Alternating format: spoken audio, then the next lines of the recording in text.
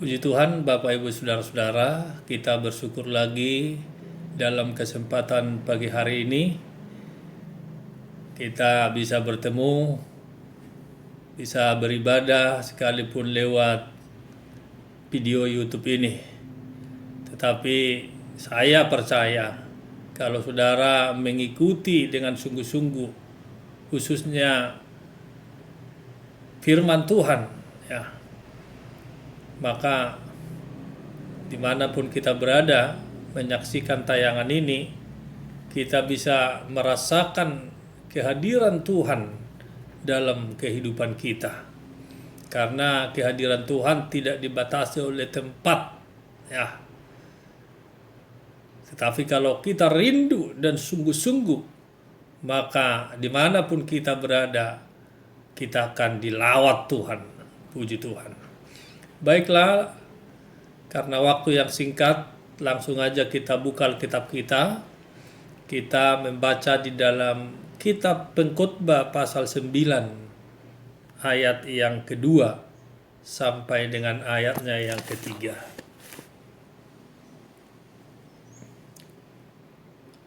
Segala sesuatu sama bagi sekalian.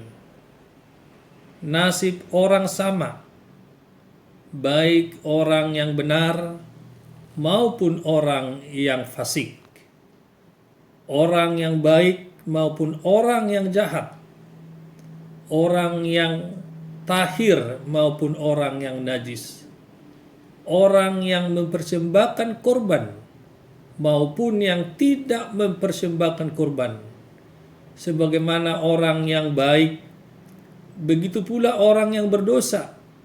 Sebagaimana orang yang bersumpah, begitu pula orang yang takut untuk bersumpah. Inilah yang celaka dalam segala sesuatu yang terjadi di bawah matahari. Nasib semua orang sama. Hati anak-anak manusia pun penuh dengan kejahatan dan kebebalan. Ada dalam hati mereka seumur hidup, dan kemudian mereka menuju alam orang mati. Amin. Bapa dalam surga, terima kasih buat firman-Mu. Sebelum kami mendengarkan lebih jauh, biarlah Engkau menyingkapkan rahasia firman-Mu bagi kami, sehingga kami semakin mengerti, memahami akan firman-Mu. Terima kasih Tuhan. Kami menyambut firman-Mu di dalam nama Tuhan Yesus Kristus.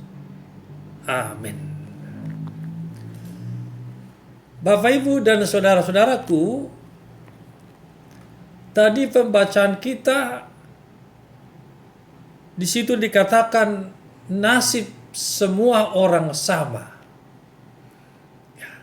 Karena itu pada pagi hari ini saya membuat judulnya nasib semua orang sama.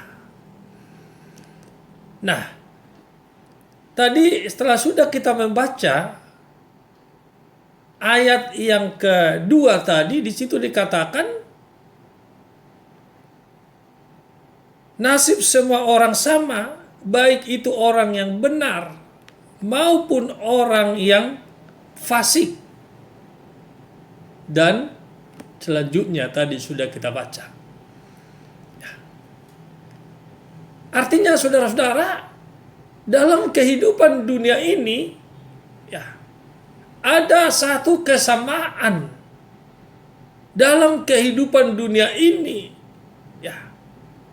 Baik orang yang benar maupun orang fasik, orang yang berdosa maupun tidak berdosa. Nah, kesamaan itu saudara-saudara, yang dimaksud bukan soal kesamaan, soal kaya atau miskin, bukan itu yang dimaksud. Ya tentunya orang yang kaya dengan orang yang miskin ya tentunya berbeda penghasilannya, pendapatannya, bagaimana ini ya berbeda. Ya. Tetapi yang dimaksud oleh firman Tuhan tentang kesamaan itu kesamaan tentang kematian. Nah, ya itu ya. Jadi baik orang yang kaya, orang miskin, orang pandai, ya, orang bodoh, ya, orangnya baik, orang jahat, ya, sama-sama akan menuju alam orang mati. Ya. Jadi tidak ada yang kekal. Jadi kita tidak bisa berkata, oh orang miskin umurnya jauh lebih panjang daripada orang kaya. Kita nggak bisa bilang gitu. Ya. Tetapi yang jelas, saudara-saudara, yang pasti harus dihadapi adalah pasti mati. Karena kematian sesuatu yang pasti. Tidak bisa ya, dihindari oleh siapapun. Ya. Jadi sebenarnya saudara-saudara, kita manusia yang hidup di dunia ini, kita itu sebenarnya tinggal menunggu giliran. Ya. Memang kalau ditanya soal siapa yang mati duluan, ya nggak ada yang mau. Maunya belakangan, saudara-saudara ya. Ya, kalau masalah kematian, ya mereka duluan lah. Itu kalau ditanya. Tetapi saudara-saudara, mau tidak mau, kalau sudah gilirannya kita, ya siap.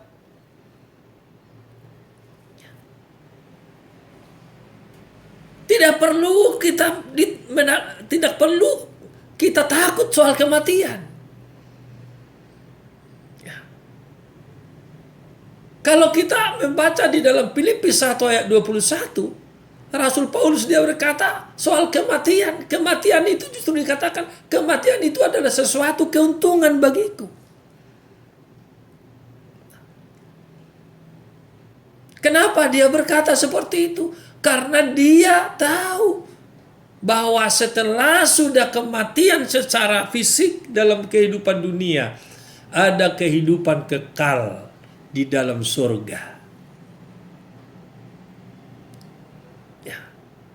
Karena itu Bapak Ibu Saudara-saudara, kalau semua manusia itu mati, apa yang harus kita persiapkan dalam kehidupan ini?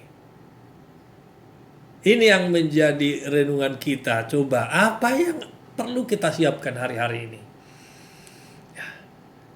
Saudara-saudaraku, yang perlu kita siapkan adalah hubungan kita dengan Tuhan harus tetap terjaga. Jangan sampai hubungan kita dengan Tuhan terputus tiba-tiba kita mati. Waduh. Karena kalau manusia mati hanya ada dua tempat. Surga atau neraka. Hanya ada dua tempat. Ya. Karena itu saudara-saudara, di dalam kehidupan saat ini, kita yang masih hidup ini, kita harus benar-benar mempersiapkan diri kita.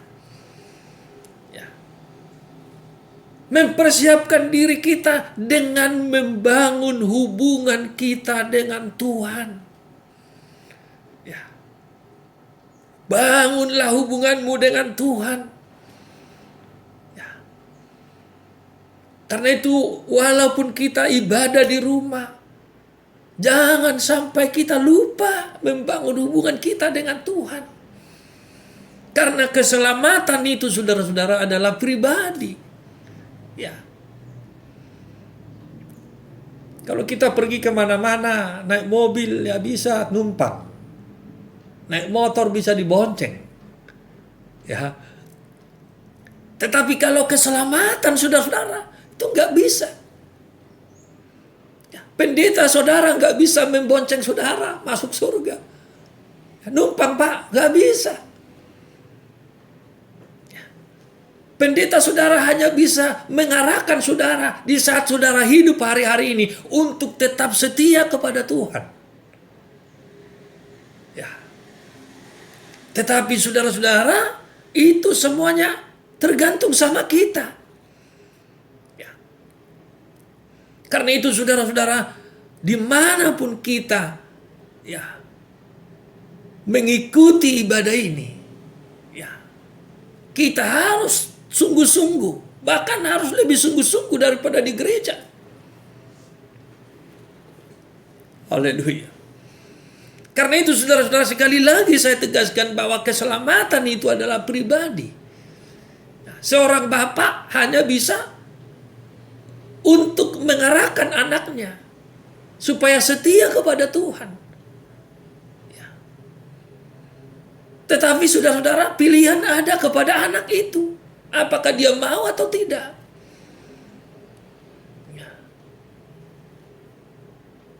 Karena itu hari-hari inilah saudara-saudara, waktunya kita untuk saling membangun, saling menasehati. Baik sebagai orang tua, menasehati anak supaya mereka tetap setia kepada Tuhan. Karena kita tidak bisa memboncengkan mereka nanti masuk surga. Jadi keselamatan itu adalah pribadi masing-masing. Karena itu marilah kita secara pribadi memiliki hubungan pribadi dengan Tuhan.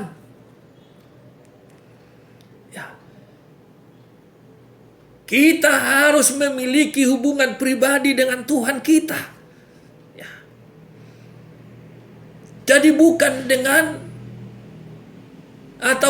karena orang lain lagi yang selalu mendorong kita. Inilah waktunya kita harus memiliki hubungan pribadi dengan Tuhan. Tidak tergantung lagi kepada orang lain. Tidak tergantung lagi kepada orang lain. Kita waktunya harus benar-benar tergantung kepada Tuhan. Harus benar-benar tergantung kepada Tuhan. Karena itu kita harus pastikan hari-hari ini, hubungan kita dengan Tuhan tetap harmonis, tetap berjalan dengan baik. Sehingga pada waktu Tuhan memanggil kita kapanpun, itu berarti kita sudah siap, saudara-saudara. Jadi jangan sampai kita tidak siap.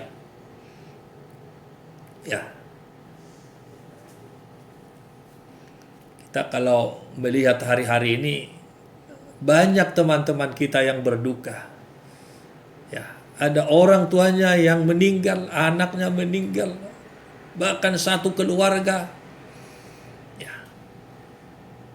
Di mana-mana kita dengar, baik di televisi, berita-berita televisi, di media sosial yang lain. Begitu banyaknya kematian terjadi. Tetapi saya mau ingatkan saudara, jangan takut. Jangan takut seperti yang saya sampaikan minggu yang lalu. Kalau belum giliran kita, belum. Kita hanya bisa berjaga-jaga. Berjaga-jaga, berdoa. Tetapi yang perlu kita pastikan hari ini adalah hubungan kita dengan Tuhan harus harmonis. Jadi pada waktu hubungan kita dengan Tuhan harmonis, baik, berjalan dengan baik, itu berarti kesiapan kita menyongsong kedatangan Tuhan kepada diri kita masing-masing. Kedatangan Tuhan ada dua. Kedatangan Tuhan secara pribadi ataupun kedatangan Tuhan nanti secara universal. Dia datang. Itu berbicara mengenai kedatangan Tuhan Yesus yang kedua ke hari kiamat. Tetapi ada juga dia datang secara pribadi, artinya membawa kita ke surga. secara pribadi. Ya, kita dipanggil, kita meninggal. Ya, karena tubuh kita ini, tubuh jasmani kita ini akan kembali kepada tanah. Firman Tuhan katakan tubuh kembali kepada tanah, tubuh jasmani kita ini. Tetapi roh kita kembali kepada Allah yang mengaruniakannya. Karena itu saudara-saudara, hari-hari ini kita harus benar-benar membangun hubungan kita dengan Tuhan secara pribadi. Ya. Tadi di dalam ayat yang ketiga dikatakan, inilah yang celaka dalam segala sesuatu yang terjadi di bawah matahari. Nasib sebuah manusia sama. Ya, kesamaannya saudara-saudara dikatakan apa? Mereka menuju orang mati. Ya. Kalau nasib semua manusia sama di dalam kematian, apa yang kita cari dalam dunia ini? Ya. Apa yang kita cari? Ya, carilah Yesus. Karena hanya di dalam Yesus ada keselamatan yang pasti. Semuanya mudah-mudahan. Ya. Kalau di dalam Yohanes pasal 14 ayat 6, di situ Yesus katakan apa? Ya. Jelas Yesus berkata, Akulah jalan dan kebenaran dan hidup. Tidak ada seorang pun yang sampai ke Bapa kalau tidak melalui aku. Jadi di dalam iman Kristen keselamatan itu sesuatu yang pasti. Ya. Karena bukan orang lain yang menjamin keselamatan kita. Tetapi Yesus yang turun dari surga. Datang ke dalam dunia menyelamatkan kita. Dan setelah sudah dia menebus dosa-dosa kita, dia kembali naik ke surga menyediakan tempat bagi kita. Itulah sebabnya di dalam iman kita keselamatan sesuatu yang pasti. Karena Yesus yang berkuasa di surga turun dari surga dan menjanjikan surga kepada kita. Haleluya. Ya, haleluya, puji Tuhan. Ya, jadi contohnya, ya, kalau Presiden Amerika Serikat dia datang ke Indonesia, bahkan dia datang ke Bang Sri, dia bilang sama kita semua, ayo jemaat Bang Sri, ya, saya ajak kalian semua ke Amerika, nanti nginap di Gedung Putih. Waduh, saya yakin, saya percaya kalau dia sendiri yang datang, ya pasti. Ya. Tapi kalau orang lain yang datang masih diragukan, mudah-mudahan. Ya. Tapi kalau presidennya yang datang, ya, kalau sekarang ya Biden lah ya presidennya, dia datang, dia ngajak kita ke sana, dia janjikan kita nginap di Gedung Putih. Nah, ini tidak perlu diragukan lagi, ini sudah pasti. Ya, ini contohnya saudara-saudara. Ya. Nah demikian juga Yesus. Yesus yang turun dari surga datang ke dalam dunia. Ya. Dia berkata kepada kita, barang siapa yang percaya kepada dia tidak binasa, melainkan beroleh hidup yang kekal. Dia datang ke dalam dunia rela korbankan dirinya untuk tebus dosa kita. Dia bangkit dari antara orang mati. Nah, dan setelah itu dia naik ke surga. Dan Yesus pernah katakan kepada murid-muridnya, aku pergi ke sana, ke surga itu, untuk menyediakan tempat bagimu. Dan di mana aku berada, kamu pun nanti berada di sana. Inilah sebabnya kita tidak ada keraguan lagi soal surga. Karena Yesus yang turun dari surga, naik ke surga, menyediakan tempat bagi kita, menjanjikan tempat buat kita. Dan dia berkata dia akan datang kembali membawa kita ke tempat di mana dia berada. Ya. Sehingga tidak ada kata mudah-mudahan soal keselamatan dalam iman kekristenan kita. Seperti ilustrasi yang saya sampaikan tadi. Ya. Kalau Presiden Amerika Serikat datang, langsung mengajak kita nginap di Gedung Putih, itu sudah pasti. Tidak perlu lagi diragukan, saudara-saudara. Tapi kalau orang lain, wah itu masih diragukan. Ya. Nah, saudara-saudara, inilah yang perlu kita pahami dengan benar. Ya. Kalau semua orang mati, tidak ada yang kekal di dunia ini, maka kita harus benar-benar punya pegangan hidup. Sebelum kita mati, kita harus benar-benar memiliki kepastian kita masuk surga. Ya. Karena kalau tidak, saudara-saudara, wah, menyesal seumur hidup. Bahkan menyesal di dalam api yang kekal. Walaupun tidak ada lagi artinya, saudara-saudara. Ya. Karena itu di dalam kehidupan dunia ini kita harus memastikan dengan benar pilihan kita. Ya. Ini tidak boleh main-main di sini, saudara-saudara. Karena inilah yang menentukan apakah kita masuk neraka atau masuk surga. Pilihan kita hari ini. Karena itu kalau kita sudah memilih ikut Yesus, apapun yang terjadi, karena di dalam Dia ada kepastian, kita harus tetap setia.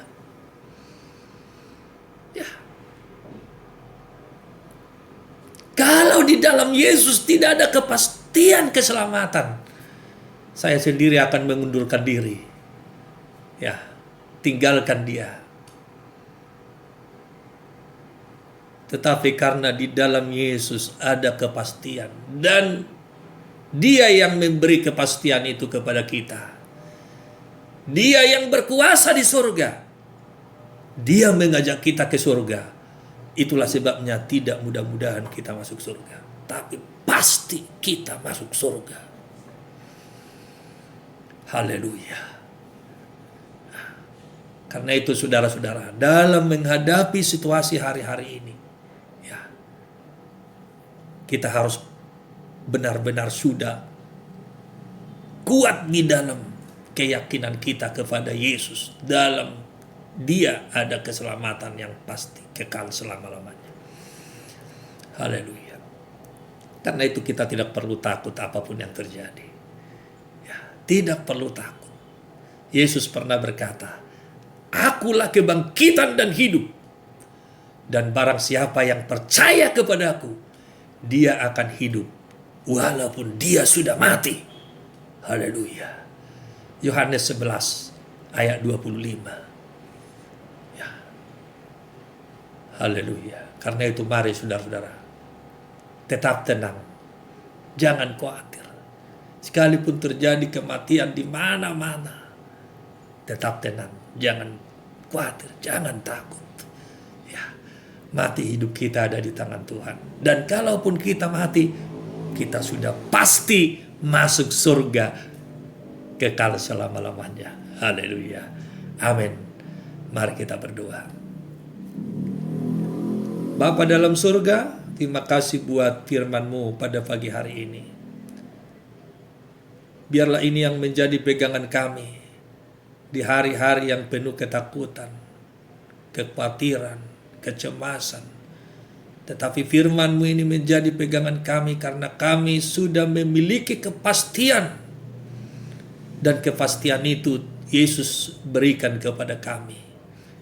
Engkau yang turun dari surga, datang ke dalam dunia menyelamatkan kami.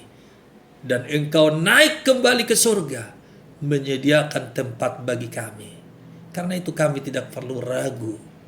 Ya, kami tidak perlu khawatir lagi soal keselamatan. Karena di dalam Engkau ada kepastian keselamatan. Terima kasih Tuhan. Kuatkanlah iman kami dalam menghadapi kehidupan dunia yang penuh kesulitan ini. Haleluya Yesus, haleluya. Berkatilah semua sidang jemaat-Mu di dalam setiap keluarga mereka. Khususnya Tuhan berkati dengan iman yang teguh ya, di dalam hidup mereka. Sehingga tidak ada yang goyah, tetap percaya kepada Engkau. Terima kasih Tuhan. Berkati setiap keluarga, usaha, pekerjaan. Kalau ada yang sakit, Tuhan menjamah menyembuhkan. Yang lemah kuatkan, yang susah hatinya Tuhan menghiburkan. Tuhan jauhkan dari segala mara bahaya, kecelakaan, bahaya virus. Naungi mereka. Hidup mereka ada dalam tangan Tuhan. Karena Engkau lebih berkuasa dari segala-galanya. Terima kasih Tuhan. Turunkanlah berkat-Mu bagi semua sidang jemaat-Mu, sehingga mereka hidup di dalam kecukupan. Mereka hidup di dalam ketenangan, kedamaian, bukan dengan ketakutan. Karena itu berkat Tuhan turunlah atas mereka. Hamba berdoa dari tempat ini dalam nama Yesus. Diberkatilah semua sidang jemaat-Mu yang menyaksikan tayangan ini. Dalam nama Yesus, berkat Tuhan itu turun atasmu. Dalam nama Yesus. Terima kasih Tuhan kami Yesus buat firman-Mu. Terpuji-pujilah nama-Mu. Di dalam nama Tuhan kami Yesus Kristus, kami sudah berdoa dan mengucap syukur. Haleluya. Amin. Puji Tuhan. Tuhan memberkati kita semua. Haleluya.